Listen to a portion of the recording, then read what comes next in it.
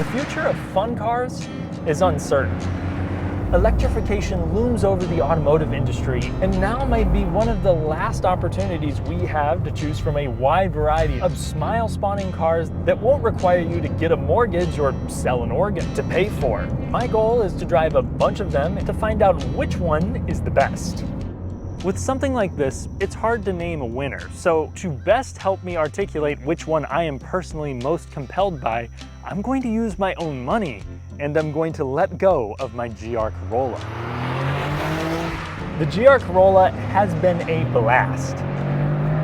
And since I'm announcing its departure, I think it's a good time to talk about my experience over the last 15,000 miles. It's one that's been polarizing. Let's start off with the good. The engine just constantly begs to be pushed.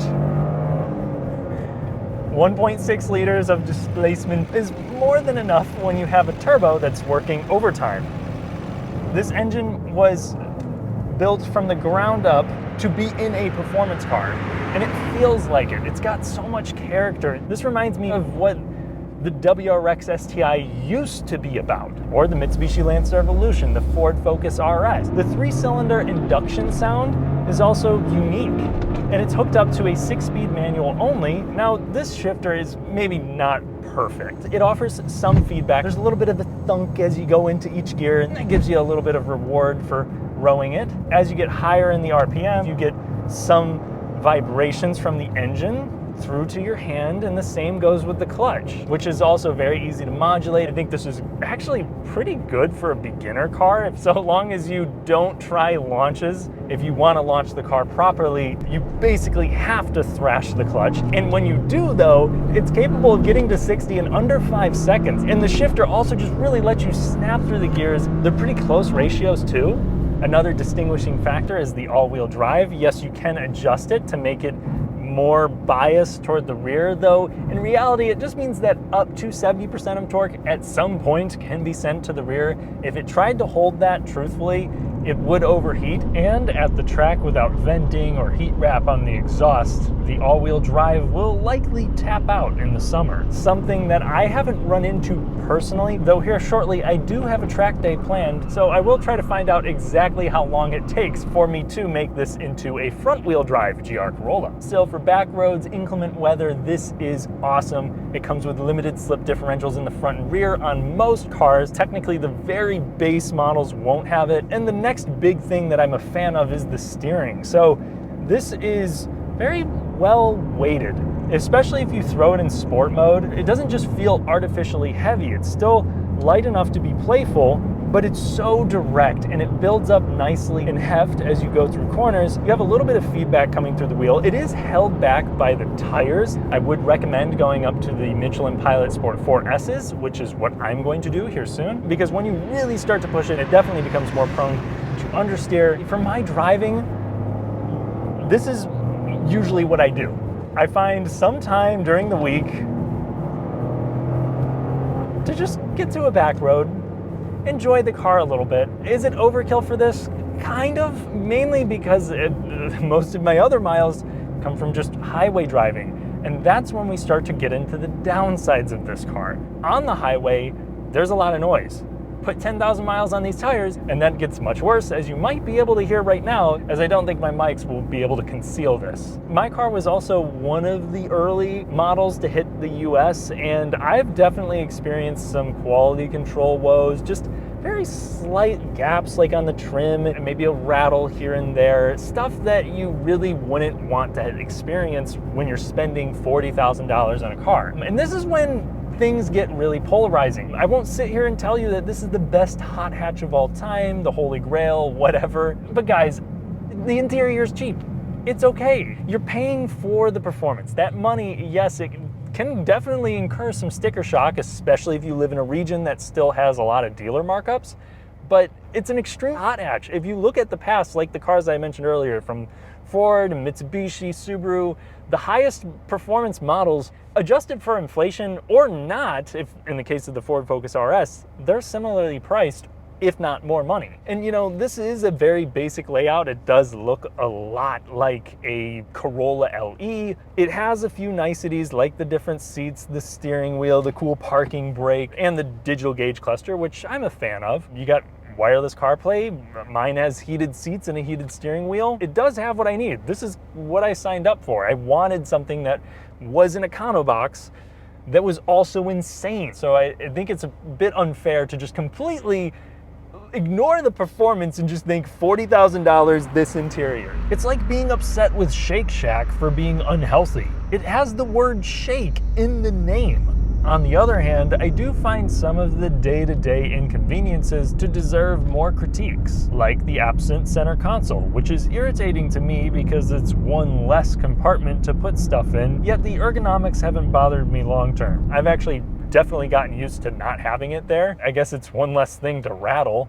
And then using the back seat. I can fit people back there for my lifestyle, it's fine, but at 6'3", not many adults will be comfortable sitting behind me. With the rear seats in place, the high floor makes storage tricky to say the least. Fold down the seats and the hatch reveals a good amount of space. Again, I've lived with it just fine, but what has been more bothersome is whenever I have to drive this to Indianapolis or Gary, Indiana, if you know either of those places and you drive them regularly, I am sorry. The roads are horrible, and this beats you up. It punishes you like the medieval legal system, and I think that has definitely gotten old. If I could change anything, I think I would find a better suspension, because this still has some body roll. It's not like the most poised out there. It still handles really well, don't get me wrong, but like I drove the Elantra N and that felt more buttoned down. Granted, that does have adaptive suspension, but even in the stiffest suspension mode, I still thought the Hyundai was a little bit more forgiving, and I wish that Toyota maybe found, again, a better balance. So I think that's probably my biggest complaint with the car, because really it does other daily life things quite well. I mean, you have a really good adaptive cruise control with lane centering that I actually use, that I can easily get over 30 miles per gallon if I'm on the highway and not pushing it. It's easy to drive. If you're learning, you have anti-stalls, brake hold, you have auto rev matching if you want to enable that. Toyota did a great job. It makes compromises. It's not about refinement. It's not even necessarily about being the best track car out of the box like the Civic Type R and Elantra N. It's about being fun, fast, and capable anywhere and in any season, just like the old rally homologation cars. After about 15,000 miles, it earns a glowing recommendation from me to dedicated car fans, so long as your roads aren't mostly awful, it's not a primary family ride, and you're not afraid of an Uber-grade interior. Now again, this is going to be a contender in the series, but I will sell this car because I think that's the most objective way to do it. If I drove this 10,000 miles and then came to the conclusion that this was the best one, no need to spend any more of my own money, I think that would be a little bit too convenient. So this means if I truly love the car, I will need to buy it again, and I also think that's the ultimate test for a vehicle. This is the car that I want to remember internal combustion by. We see a lot of companies putting out really cool cars, but we also hear some of them announcing, like I think Honda with the Civic Type R said this is the last one that will be internal combustion only. Subaru said that they're going to be going green for the next WRX STI if they do it. Obviously the Camaro and Challenger V8s are gone or on their way out, and that leaves me with mixed feelings. I understand the need to reduce emissions from transportation, and I'm sure engineers will make entertaining cars that are hybrid or full electric. For instance, Hyundai already did it with the Ioniq 5N. But even that car's party piece is that it mimics internal combustion and a traditional transmission.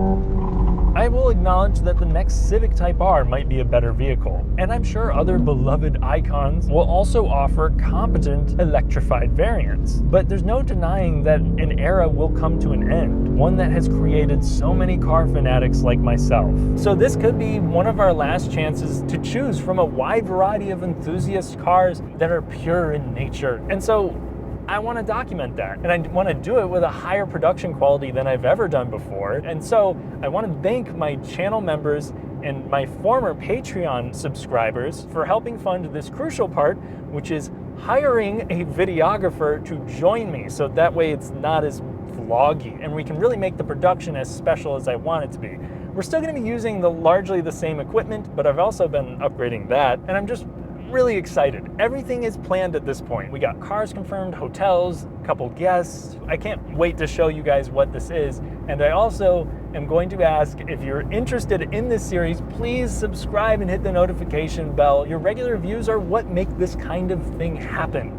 Here's the plan. I'm going to be leaving here in a couple of weeks. I've confirmed hot hatches, sedans, coupes, and a convertible for the series. I'm gonna drive to the East Coast first, where I will get behind the wheel of an all-wheel drive hot hatch that is yet to have a dedicated video on this channel. In fact, that is one of 5 cars that I have not reviewed yet that will be featured in this month-long extravaganza. Just because I've already tried it and failed, I'm thinking that this series will be mostly comparisons and reviews with a little bit of travel stuff mixed in, rather than being a full-on documentary about the journey itself. I really want to use the scenery and my additional help to make this more cinematic. I'm gonna focus more on the commentary and less on the trims and features. And as I said, at the end of this, if I have any money left in my bank account and my brain has still failed to fully develop, I will trade this in and buy whatever car I think is the best. I'll go through more of the specific cars and cities that will be featured in my members podcast.